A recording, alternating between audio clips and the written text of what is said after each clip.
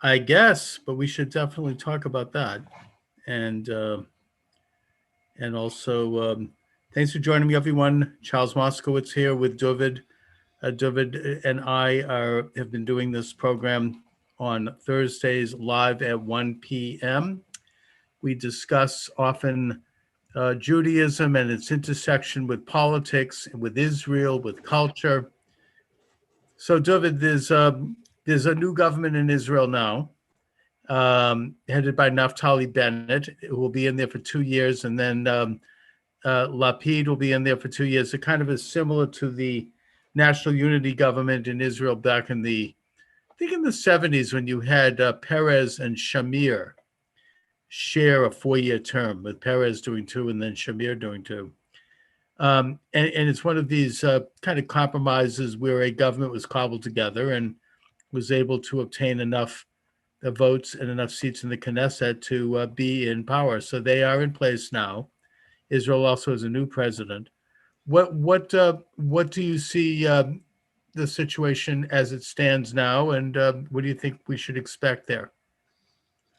Well, I mean, the biggest difference obviously is Bennett only having 5% of the vote. I think the coalition government then, the prime minister. There's no comparison ever that someone could be prime minister with only 5% of the vote, and it was obviously because of the vast pressure to get rid of Netanyahu that's such a possibility. But I don't know. We could look it up. But how many seats Shamir or something has? But I think they had at least 15-20% of the electorate.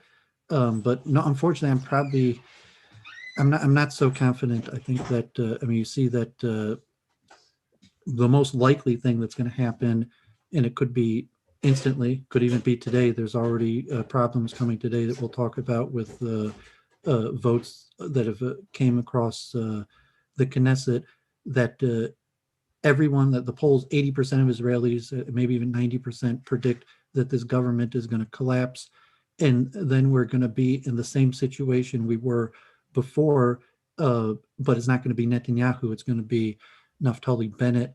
And honestly, I think it's going to be a disaster. We talked about how he did in Lebanon. And I was just telling you, besides the UN and International Court and Palestinians, that even Israel said that this guy was a loose cannon. This guy, was out of control, and that was the Israeli report. And now he's our prime minister. At least, I'm not an Israeli citizen, but people that really care and follow about Israel. And the most likely thing is the government is going to collapse, and we're going to be in the same situation with perpetual Bennett. And maybe they'll be able to eke out a budget before the government collapses, but I would not be surprised if the government collapses before they could even eke out a budget. And maybe Israel could survive, going on like this. I mean, you talk to Mordecai Kedar, and our visions for Israel as American citizens basically include, I'm going to call it the destruction, but the dismantling of the way the Israeli government is currently set up. So, even Charles, we have disagreements about what we would like to see in Israel. But I think both of us largely agree that the current system probably has to be dismantled, and they need some sort of constitutional convention and new structure, government, if it's emirate or whatever system. But that's not on the table. That's just people like me and Charles, and even in Israel, people like Professor Kedar are a vast minority. And unfortunately, unlikely the only thing that will unify Israel again will be some sort of military threat. So I got to admit, I'm pretty. I wouldn't use the word scared, but I'm worried. I'm pessimistic. I don't really know the politics of Israel deeply. I should say that up front here. I've interviewed people over the years, including recently Mordecai Kedar. And my sense is that the government is going to go forward and it'll be fine. And I think he will be prime minister for 2 years, and that Lapid will be prime minister for 2 years, just like the Perez Shamir arrangement. That, there's a way by which people's pasts can be forgiven once they're in power. I'm not saying forgiven, but there are various dynamics that take place where people want someone to be in power and what they represent regardless. I mean, we could look at, for example, Biden. I mean, look, the guy has a racist, segregationist past where he's used the N-word constantly and made vicious anti-Black speeches in Congress, and and yet that's overlooked because the establishment and segments of them want him to be president, so they're willing to paper it over. And I think that the same. But no one wanted Bennett. It was some sort of anomaly But now exception that was completely and different from Shamir. Like, Bennett is extremely unpopular. He didn't even make it into the Knesset the last election, and this time he only got 5%. And I told you the polls, only 11% of Israelis think that the coalition, you think that this coalition is going to last 2 years. Yes. Only 11% of Israelis agree with you. And Fine. just Well, today, I like, think all that, it takes, yeah, at the all same it takes time- is the Arab Party or And the Arab Party is part of the any of these coalition. groups to back out, and there's going to be new elections, and that could be this week. If Ram, the Arab Party, backs out, they'll have to call new elections next week, and I don't Bennett will think be the Israeli perpetual people prime wanna minister. go through it. And I think that they want to have some consistency. They want to have some sense of cohesion. They were able to get rid of Netanyahu. I think most people in Israel, quite honestly, were tired of him, regardless of the fact that I think he was a very successful prime minister. But, he's been in power off and on for 30 years.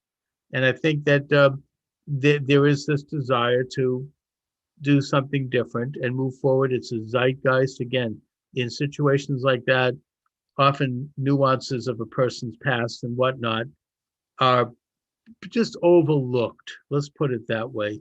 He's one of the most unlike politicians in all of Fine. Israel. He only got 5% of the vote. Fine, but the point is he's there. Not like Shamir or Lapid, that's very popular, at least among but the millions, hundreds issue, of thousands of Israelis. There's literally less than tens of thousands of Israelis that like Bennett. Popular.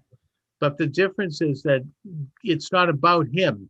It's that the way politics works as such, the people of Israel want to have some sense of stability and cohesion. I don't think they want to go through another election, given the fact that there's been already 4, I think, in the past couple of years. And people want to see some sense of stability. And so I do think that for that reason, it's not because anyone particularly likes him, but it's because they want to see a government move forward, and I think it will move forward. And the fact that he is going to be there for only 2 years is at least somewhat of a safety valve in terms of people willing to go along with it in the interest of national cohesion. At least, who knows? We'll have to see what happens. But that's my sense of it. Unless he really steps in it and does something so ridiculous or outrageous. And I don't think that's going to happen. The coalition is between Bennett and the more left party than generally, which is Lapid, and they have the promise of getting in there in 2 years, which I think they value, and the Arab Party, which is their ally. So I think that it's. Well, I'll tell you today's news when you're ready, and why the coalition might collapse today, and it's related to something that we've talked about on the show before: the family reunification law that bans Palestinians and infiltrators who marry Israelis from earning Israeli citizenship. That currently there's a law in Israel called the family reunification law that if you're a Palestinian and you marry an Israeli, which generally is a path to citizenship, only Palestinians are barred from this path to citizenship. And the Palestinian Ram group has refused to back it. And so that could lead to a collapse in the coalition. Let's get some clarity on that law. So let's say you're a Christian and you marry an Israeli, an American Christian. Only Palestinians are barred from Israeli citizenship. Anybody in the world besides a Palestinian who marries a Jew could get Israeli citizenship without converting to Judaism. Yeah, just through marriage.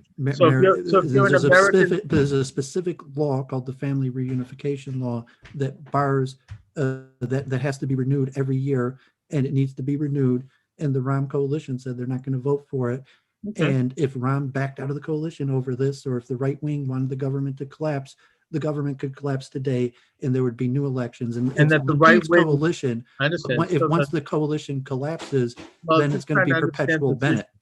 So then the right wing wants to see this law continue, which is that specifically Palestinians are singled out, not like other groups, not a Christian. If an Israeli marries a Christian or a European or a Frenchman or a German, that person automatically becomes a citizen of Israel if they emigrate to Israel. Was eligible, not necessarily yeah, but in Okay. Palestinians, it's forbidden by Whereas law. if you're a Palestinian and you marry an Israeli, you don't become a citizen. Is that it? It's impossible to. I mean, it's the Unless law. you convert to Judaism, I suppose. I told you the law. You can't even convert to Judaism. Well, no, I looked into that. That's not a law. But the family reunification Yeah. does know that a Palestinian who marries an Israeli and then converts to Judaism is still barred from becoming an Israeli citizen. That's my understanding. You know, it was debated in the Knesset today. You could look it up. Okay. Well, I mean, it's a hot issue. You know, Israel is very careful about. It could be the right wing wants the government to collapse. Because say like, you know, Lapid, it's Lapid's coalition with the agreement that Bennett is just the first prime minister in a rotation. So the right wing probably wants the government to collapse and would prefer perpetual Bennett in new elections. No, but they're not going to get Bennett in new elections. He only has 5% popularity.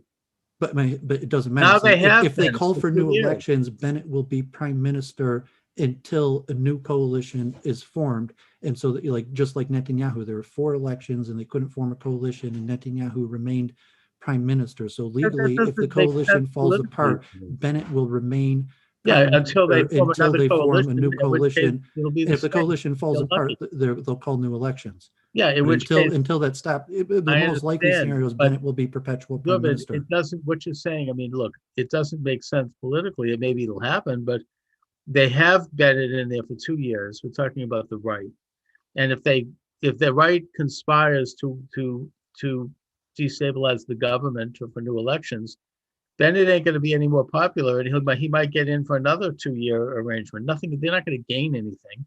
He's not going to win a popular vote if he's as unpopular as you It won't matter. You won't be able to get rid of him besides a new coalition. So Bennett, even though he only had 5% of the vote, through default will become perpetual prime minister till a new coalition through elections Which comes would about to happen remove probably him. pretty quickly. I mean, right now he's Very unlikely. I mean, you saw how hard it was to get rid of Netanyahu. You think getting rid yeah, of but Bennett will right be now easier?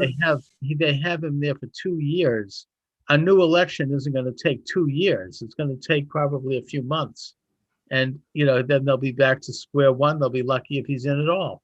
But then it'll be the same thing. That there is no path forward in Israel, period, And to a Netanyahu coalition, and any coalition that will be formed he's the will head of have to be done in party. order to get rid of Bennett. So it will be like, anybody but Bibi. It'll become anybody but Bennett, and the coalition will require people that don't agree with each other forming a coalition for the specific purpose of getting rid of Bennett.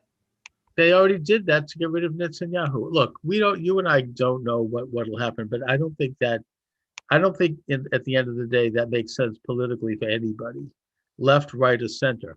Well, that's why I'm so worried. I mean, you have faith that somehow this coalition government's going to last for 2 years. I told you only 11% of Israelis agree with you. We'll see. I mean, I don't know which percent. I don't know what poll you're looking at, but I think most Israelis don't want to see another continuation of this instability with constant elections. For the interests of the nation. That's why the Perez Shamir government worked, because people were tired of that. I mean, there was some similar dynamic back then. I know that they were both heads of major parties, and Bennett isn't, but nevertheless, there was a sense, especially after the assassination of Yitzhak Rabin, that they wanted to have stability, so they had a national unity government. I mean, Ben-Gurion had a national unity government for a while. Well, that's what Professor Kedar is saying. There is no stability, and it's kind of what me and you are agreeing upon. Within the current framework of the Israeli governmental system, you mean within the parliament, there is no possibility of stability. They need some sort of new constitutional. I mean, they don't even have a constitution, but they actually need some sort of constitutional convention to completely rework the political system. And within the current system, there is no possibility of stability. That's my opinion.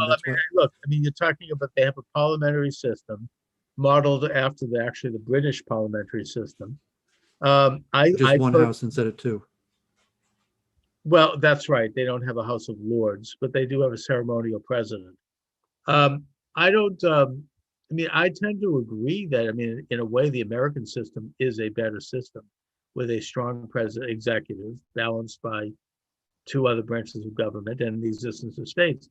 But it depends. Most countries in the world, I think, have more of a British style parliamentary system, not just Israel. I mean, that's kind of the standard system in most European countries, and Well, unfortunately, probably Israel doesn't have a constitution. Like if it's Jordan most or countries Arab don't. countries that are constitutional Well, monarchy, most countries Israel. don't have I constitutions. mean, in fact, Britain actually, doesn't. Israel's supposed to have a constitution. Like like when they Right. did the basic laws, it was under the provision that eventually they would form a constitution, and it But never most did. So it's countries like in the 80 years world later, let's don't make have. a constitution. But so that's what I'd be proposing and saying, yes, the system that Israel's operating under was supposed to be a temporary system till they developed a constitution, and that Most should be the countries in the world, direction. they But like probably no should, one but in Israel is calling for like a new most countries in the constitutional world don't have a convention. constitution.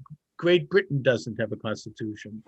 Canada doesn't have I a. think Israel was supposed to have when they made the Right. basic laws, it And was they supposed to haven't be done it. temporary till They they probably could should. create a constitution, and they never Yeah. accomplished that, All right, unfortunately. fair enough. What else is new? Um, yeah, What's I mean, happening so in Michigan with anti-Semitism and with the, we can't talk about the election, of course, but what's going on in the Jewish world? I mean, they actually boycotted the Zim shipping. I think they did in Oakland, California, and New York. So the protest, University of Michigan has pressure, but I don't think there's been Are you talking about notable. BDS? But I'm saying they had there's a company called ZIM that is Israeli International Shipping, and in Right. Oakland, California, they actually blocked the ports and convinced the union not to unload it, and they had protests in New York that also had such problems. So they just have an office here, and like 75 people went outside and protested for an hour. But like in my area, there hasn't really been noticeable increase in anti-Semitism besides in the universities and the public statements. In terms of the violence, like Hashi Titzler, I think he got Actually, assaulted he by was. Palestinians. Hopefully, you'll be able to have him back. We'll see the city council elections coming up. We'll see. Maybe he wins the Democratic nominee and ends up coming on to city council. But like LA, I think violence amongst Jews is increasing in some areas. It hasn't been the case here in Metro Detroit. And I think it's unlikely the dynamics that there would be that kind of violence against Jews in Detroit. So it's more just the question politically. Andy Levin, our local congressman, decided to back Ilhan Omar in her statement. Like that they had the Jewish congressmen that stood up and wanted Ilhan Omar to clarify her statement about like comparing Israel to Hamas and ISIS, and Andy Levin agreed with her that these forcing her to clarify is essentially racist and Islamophobia. That even if you disagree with her, this can like force you to clarify, and now he is being stop anti-Semitism. I think, God forbid, they're going to call Andy Levin, Carl Levin's son, Senator Levin's nephew, an anti-Semite over defending Ilhan Omar. And but in terms of that's more political, so like the 1.2 billion, the 1.2 billion dollar package for Israel, or various things. Andy Levin has a vote, and that vote might make a difference. So there's a lot of pressure about that in universities that have like BDS resolutions, or just the general status of, how high can we hold our head as a Jew. But like, honestly, I'm not that concerned about rising anti-Semitism.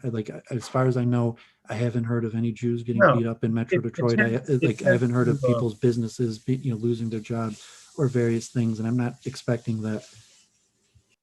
it tends to come in waves, usually when Israel is in the news in terms of defending itself against in a war, like it did about a month ago, when there's another attempt at genocide in Israel.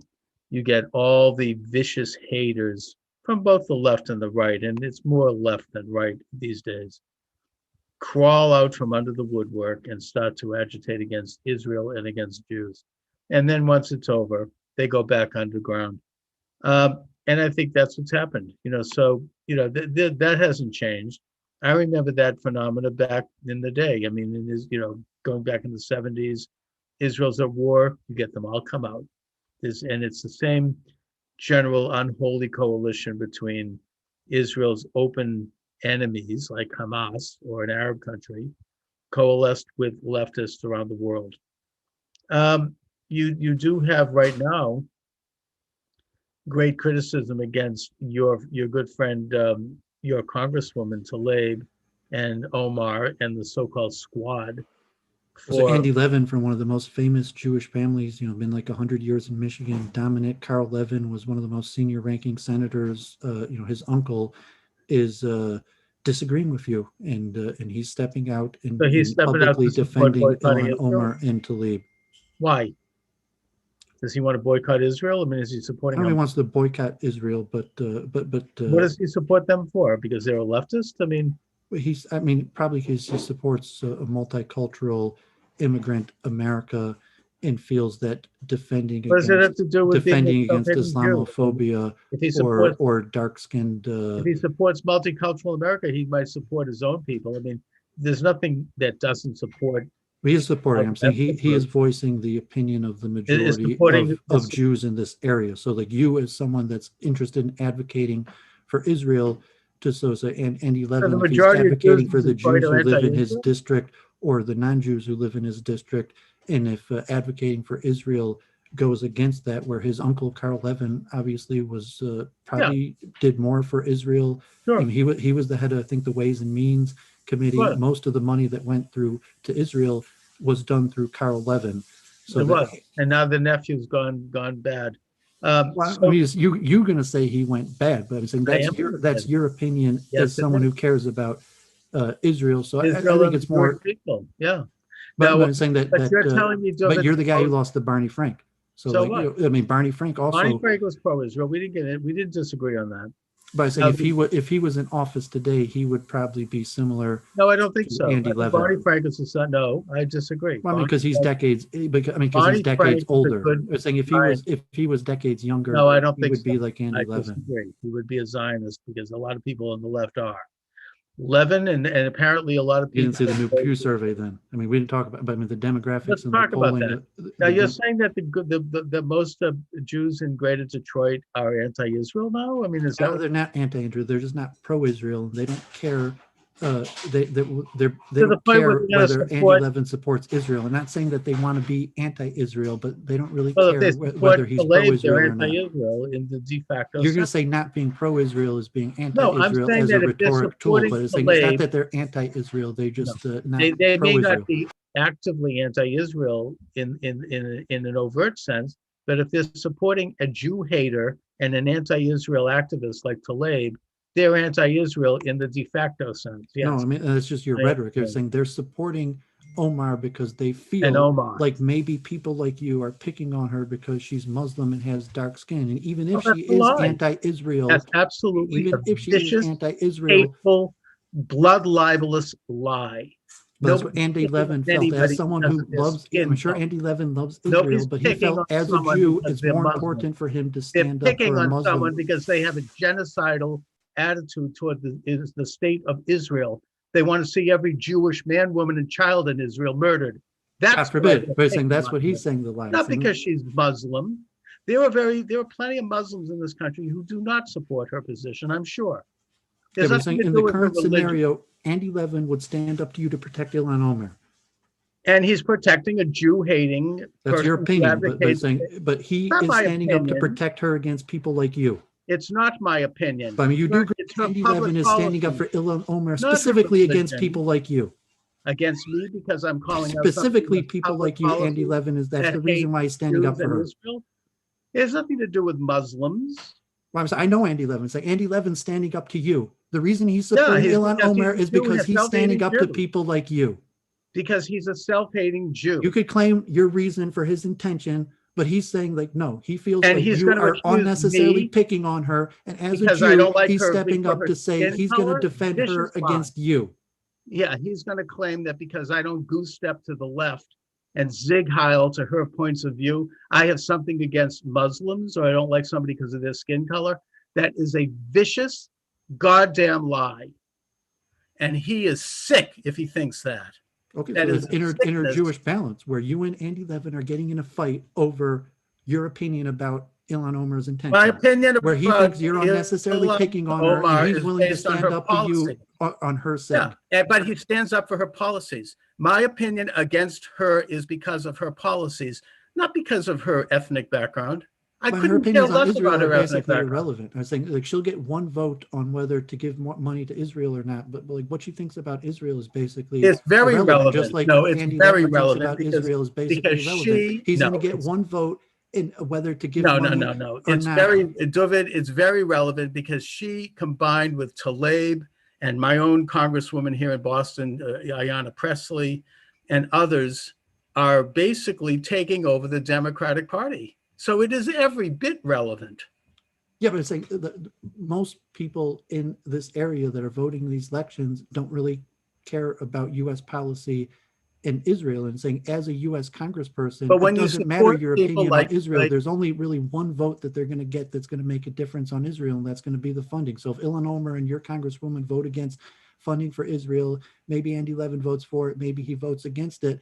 Everything else is just a matter of opinion that really makes no difference to their constituents. No, if he is supporting a congressperson who wants to cut aid to Israel, and one who is combined with others who are likewise of that opinion, and who are really taking over to a certain degree, I would argue, the Democratic Party, including the existing administration, then he's supporting the destruction of Israel, and he's, I would argue, a self-hating Jew. It has nothing to do with Omar's ethnic background. I couldn't care less about her ethnic background.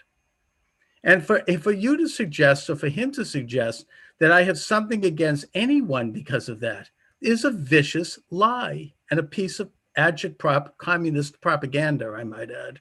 This is and by the way, now that we're on the subject, this whole business of Attorney General Merrick Garland coming out and saying the biggest problem facing this country right now is white supremacy. What is he really saying? He's saying anybody who supported Trump, that's what he's saying. The white supremacy is there. It's always been there. It's not, I don't think it's any more now than it's ever been. And it's something that's been condemned by everybody. It's a fringe thing. But for him to trot that out at a time like this and ask people to turn in their relatives if they think they might, not have an opinion or something, that's what they did in Nazi Germany. This is vicious, this is ugly, and it's anti-American. Nothing to do with, there isn't a major white supremacy is always a problem, but it's way down the list in terms of the real problems this country is facing right now, and it does not describe the most Trump supporters. In fact, I would suggest in a converse way that the more supremacist attitude is found in the so-called critical race theory, who are focused on this obsessive identification of people based on race and ripping people apart and dividing the country up. That's the problem if you want to take a look at race problems. So it's interesting. Not some fringe nuts under a rock somewhere who are part of some weird white supremacist cult. We understand who they are and they should be looked at, but that's not mainstream. That's not suddenly becoming like, he acts like this is some crisis that, needs the whole country needs to mobilize. It's interesting dynamics of what's going to happen politically in this area. This is just agitprop. I mean, this is dividing people. How so? Because Andy Levin is a congressman in the district right now that's adjacent to where most Jews live. That most Jews, Andy Levin represents not too many Jews. The majority of the Jews live in Haley Stevens' district, who ran against my friend Epstein, who was the coordinator of Trump for Michigan as a Republican. Okay, and the Jewish community in it tends to be liberal, but it's not. Let me just finish and lay out the politics here. So the Jewish community here in Metro Detroit unequivocally opposed Lena Epstein in favor of Haley Stevens. So, but there's going to be redistricting. Let me finish. I'm explaining something. So there's going to be redistricting because there was elections, and so it looks like they're going to redistrict the districts. And so Andy Levin, should he run again, will be in primary against Haley Stevens and will no longer be representing the area that doesn't have too many Jews and is multicultural, democratic, but he will now have to run directly against Haley Stevens in the area where tens of thousands of Jews in Metro Detroit live. And yes, extremely likely that the organized Jewish community will agree with Charles and will back Haley Stevens over Andy Levin in the Democratic primary over Israel. But currently, right now, Andy Levin is in the district where there aren't too many Jews, and no one in his district really cares that much about the issues. Apparently he does. Well, I'm not saying he is in a multicultural area. He represents, like the UAE and unions and a lot of African Americans and Arabs. And he probably does politically, it's good for him electorally to stand up for Ilhan Omar and say no, these are unfound, unfair attacks. But because of the redistricting in the next election, he will be in a Democratic primary within the Jewish district. And, whoever wins that is likely to become the congressperson. And in that case, the major Jewish area here will majority agree with Charles and will likely back Haley Stevens over Levin. But we'll see in 2000. We'll see next year. They'll be next year. And it's interesting because they're redistricting. And it sounds like just Haley. Just like Rashida Tlaib, there's only 1% of in Haley Stevens, 15% of the electorate is Jewish. In Rashida Tlaib's area, 1% of the electorate, maybe in Andy Levin's 3% of the electorate is Jewish, and so it's going to be through redistricting that will. It's interesting. To know that I don't know if the same thing is happening in your area also.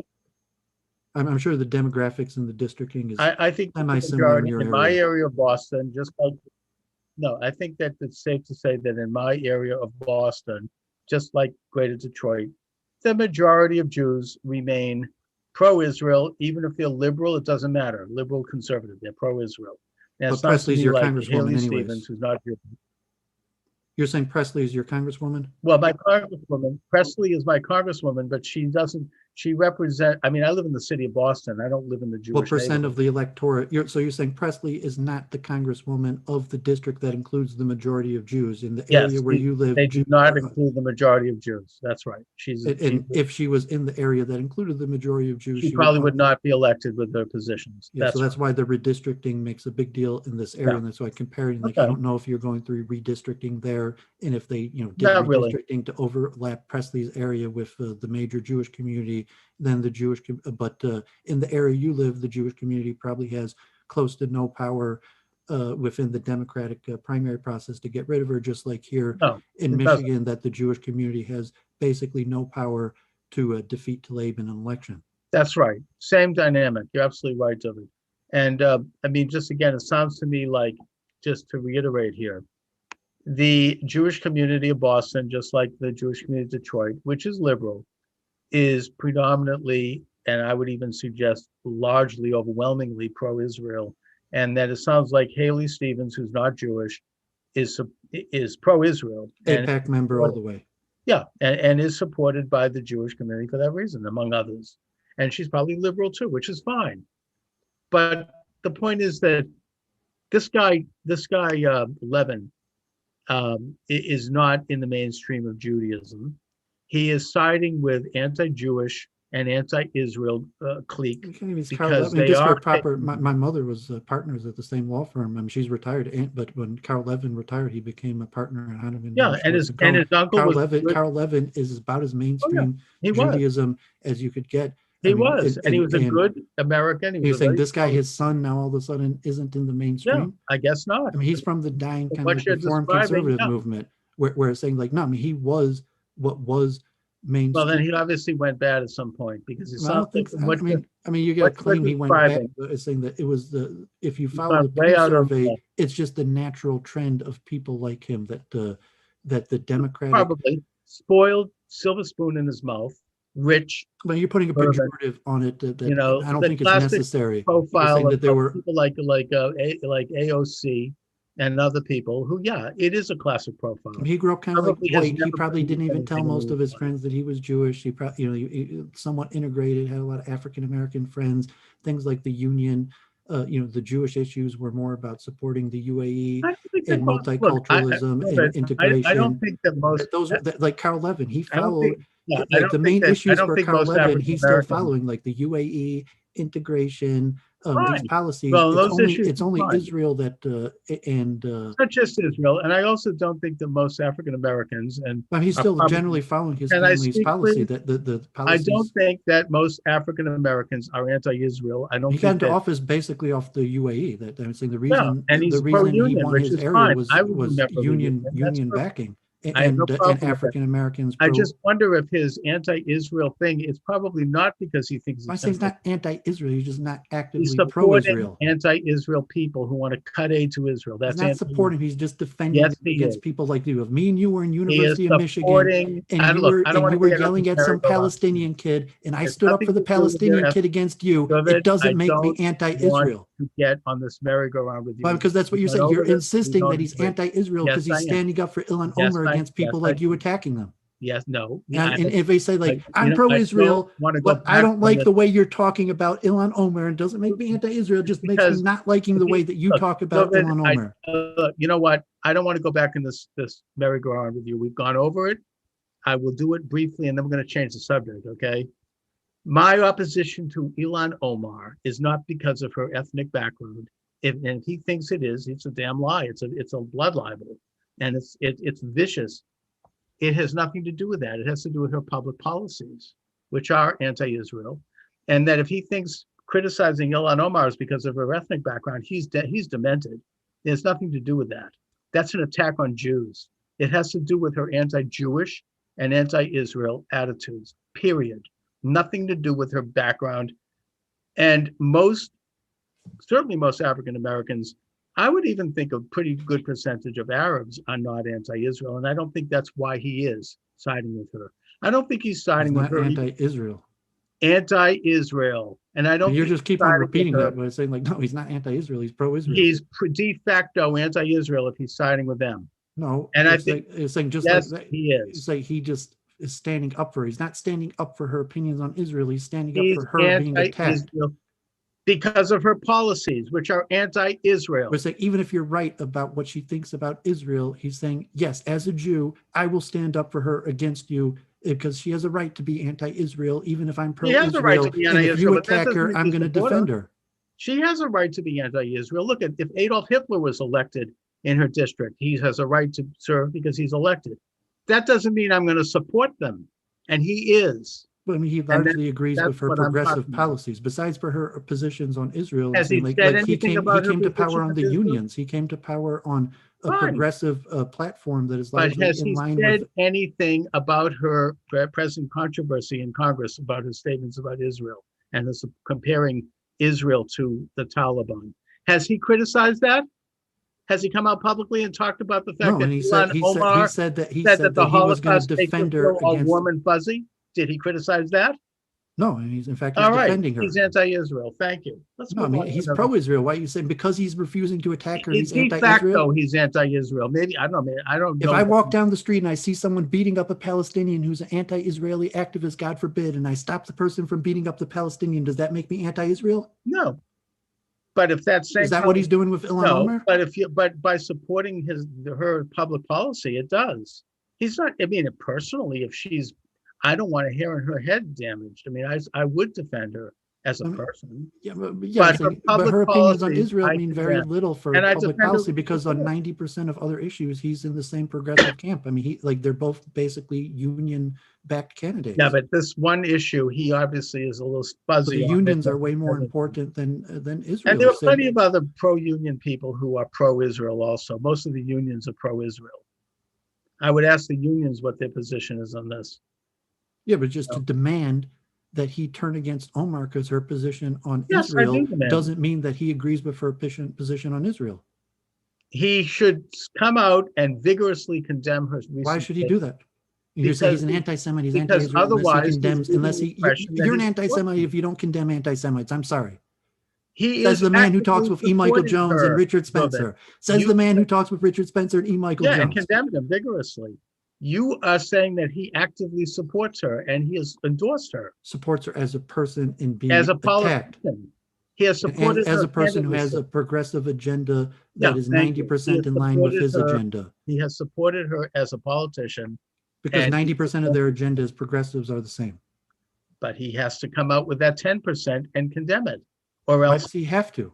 he doesn't have I mean, you're to. calling upon him If he as a has any Jew. kind You're of saying he's a conscience, bad he Jew should. unless he does that. Or you're saying he's anti-Israel unless he does it. Yes, I am. And if he has any conscience, he would do that because she and her ilk, not just her, but her crowd, her squad, as they call it, are anti-Israel, and they are wielding considerable influence in the Democratic Party.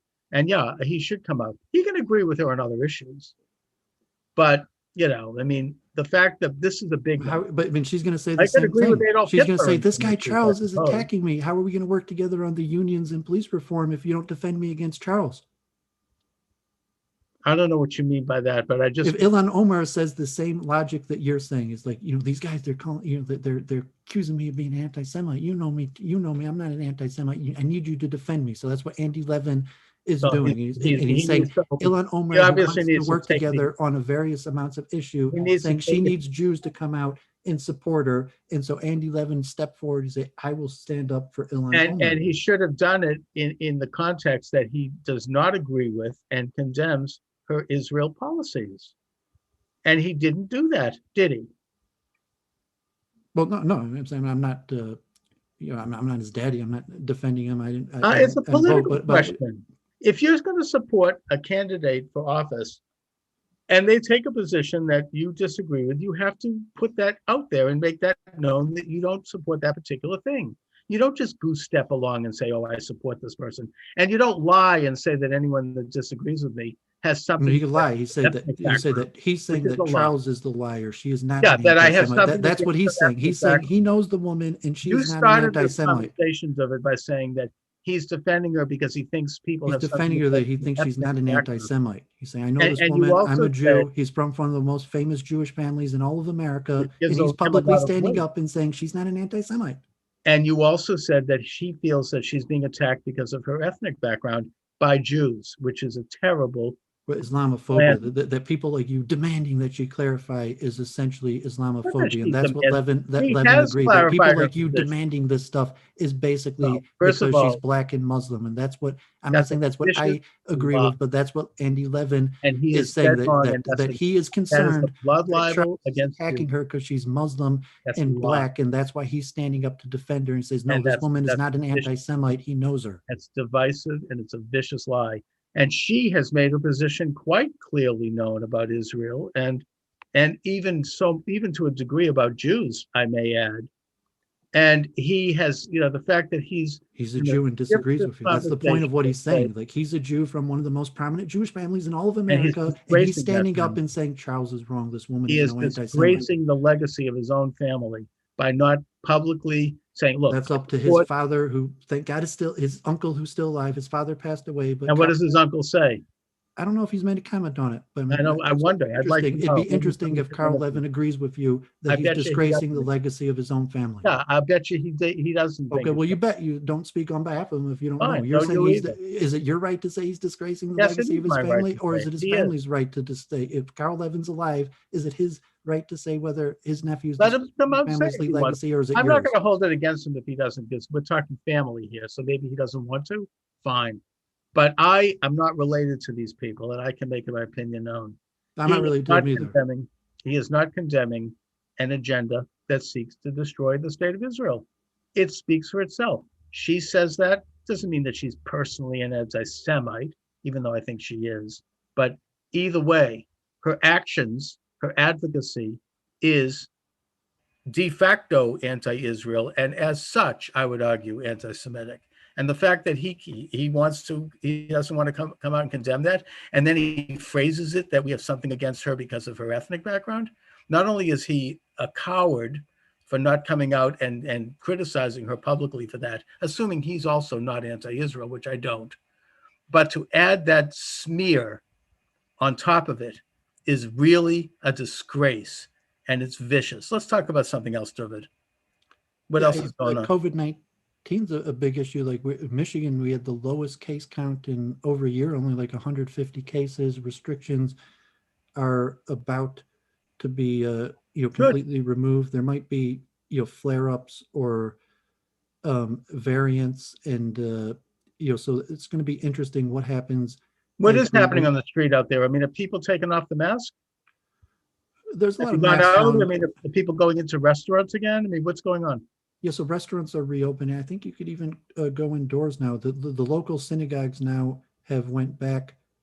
I'm not sure if they got rid of social distancing, but you could now go into almost all of the local Orthodox, modern Orthodox synagogues without a mask and without, I think even without social distancing requirements as per the. Are you been out on the street? Are people doing it?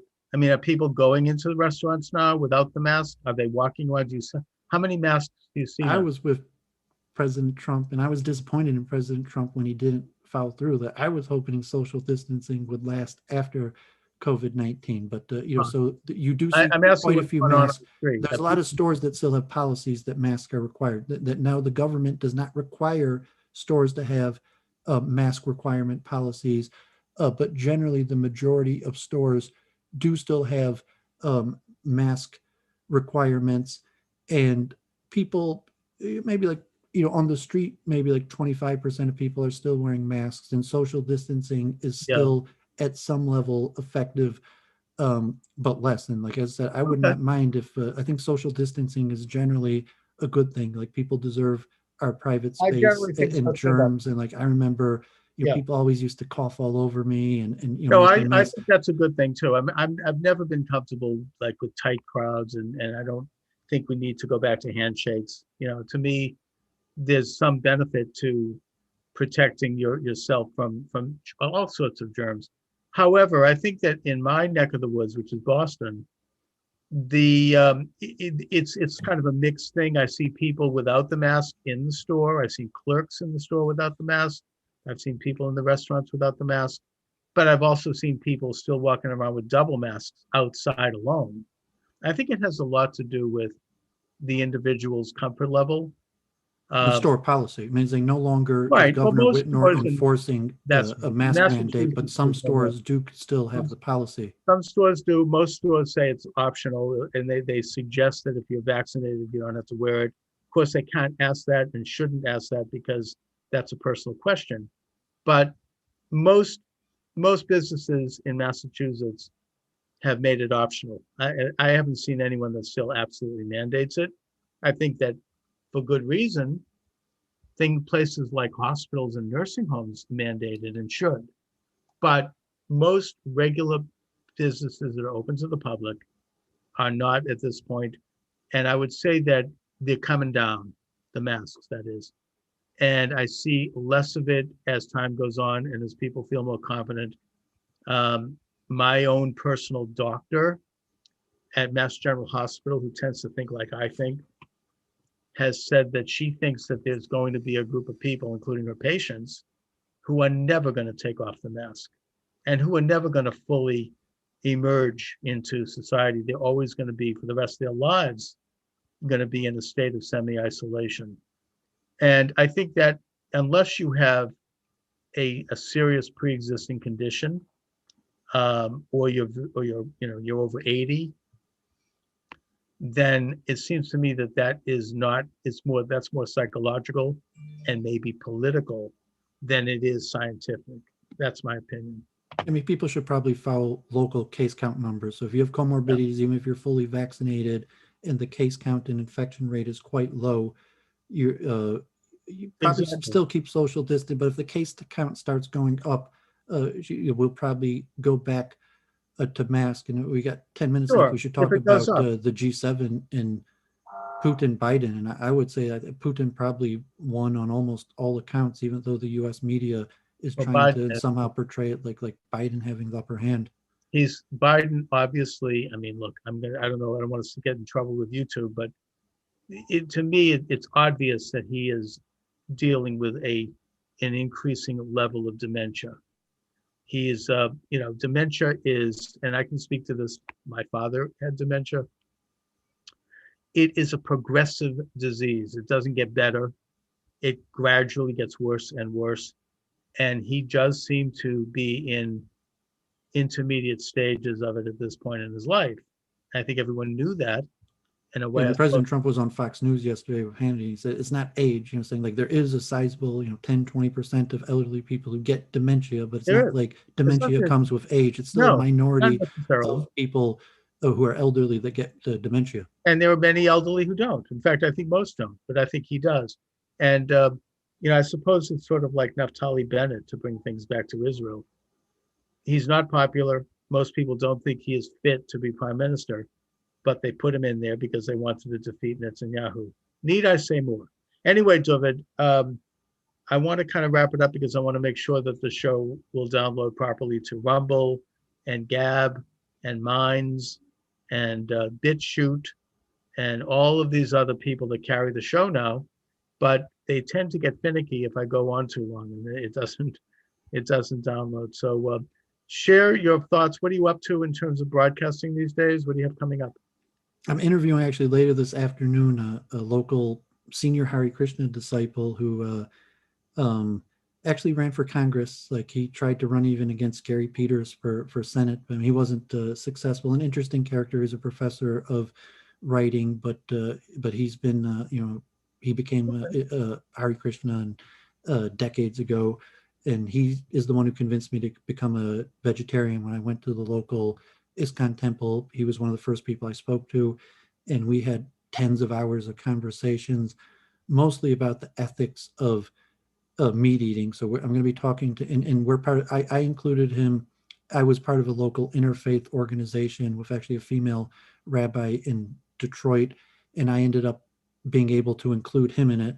And then he became pretty prominent in interfaith, and he's in Lansing, the capital of Michigan, and he started his own interfaith network there. So I'm going to interview him on my channel in an hour at 3 about interfaith and cow protection, as he advocates for not necessarily forcing everybody to be vegetarian, but just generally the ethics or ideals behind vegetarianism, or why. And honestly, when I became vegetarian, they really convinced me that it's probably not such a good idea to kill the cow.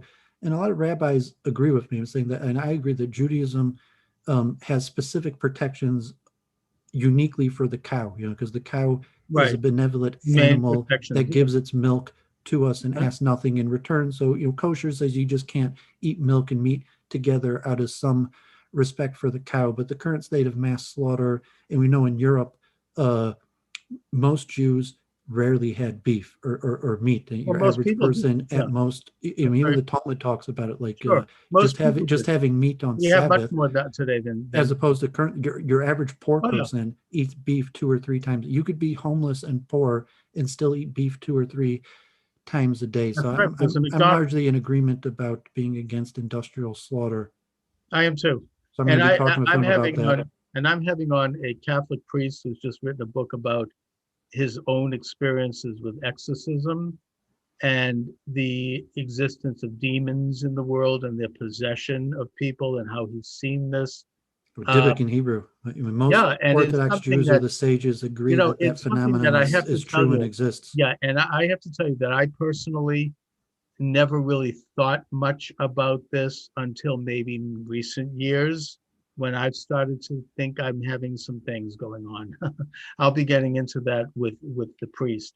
Well, okay, are you going crazy, or is it that there's these spirits around, and if you aren't careful, I mean, in fact, I've been plugging your book sometimes in conversations related to topics about the nature of hatred or the nature of evil. In New Zealand, there's a debate on the nature of evil, and I had a debate on the nature of hatred, and like we discussed that with your book. Is it this added element that causes it, and say like, is it that we don't fight the Yetzer Hara, we don't fight the evil inclination, and these spirits that are always there therefore enter it in a certain way that so like people are naturally good, and it's not that people do bad things, it's that people don't protect ourselves against these spirits entering us, and then the spirits enter us. And your book was just a pamphlet and wasn't able to get into these metaphysical topics, but I'll definitely be looking forward to that. And I Thank did you. mention your book even a few Thank you. times over the last few weeks. I appreciate that. My It's an book is, important topic to understand, like Yeah. what causes not just other people that you disagree with to do bad things, what causes me myself to do bad things and act in a different way.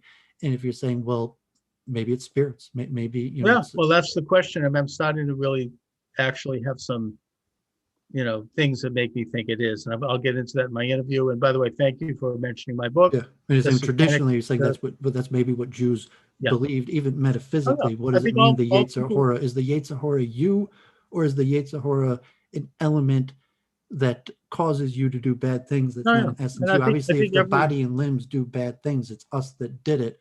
But was the cause of it me, or was the cause this Well, it's a exterior combination. element that? Yeah, And so I it's think very every interesting. I look religion forward to in the that. world deals with this question, always has. And it doesn't absolve the individual of allowing something, an evil influence, not only to take over them, but then manifest itself in them. That is part of free will. So it's not like I'm saying you're free and clear because this isn't, you do something evil and it's something outside. It's, Even if the rabbi says 100% it was evil spirit that entered the person and caused Yeah, them to but do who- it, who he let still is people- legally accountable is for legally the and action, morally. and that's not. No, It might be less like the intent. Just say a You person know, who did a it- crime with no, intent has ultimately, more the- punishment than someone who did a crime without No, intent. no. The individual ultimately is responsible because it's the individual who allows that evil spirit to the degree it happens. Well, God forbid that. What about the case in France? Like you say with that, I mean, the Jewish community is a big concern that that guy who, smoking marijuana or said spirits, that the French court let him off for, God forbid, killing that elderly Jewish woman. And that was wrong. Because He they said it was a spirit that he entered is him. responsible for his crime and he let that spirit in, however it happened. Anyway, Dooovid, so we'll talk next week. And as always, I want to thank you for joining me.